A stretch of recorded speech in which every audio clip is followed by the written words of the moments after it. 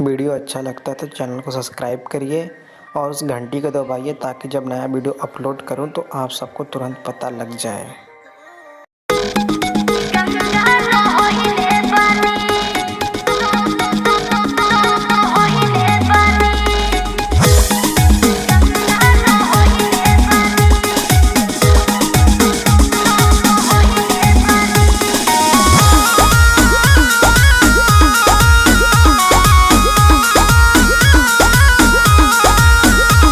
नैहर में ये गोरी कुछ कैले रहूगी ना,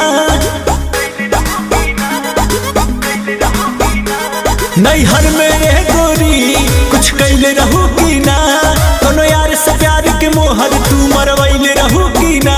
पियावा के कसम सच बोल रानी, पियावा के कसम सच बोल रानी।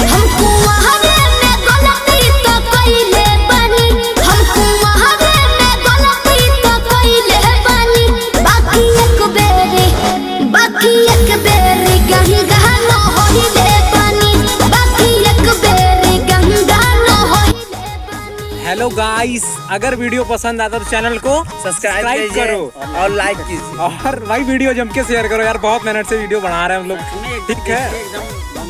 बहुत मेहनत लगती है भाई वीडियो बनाने में।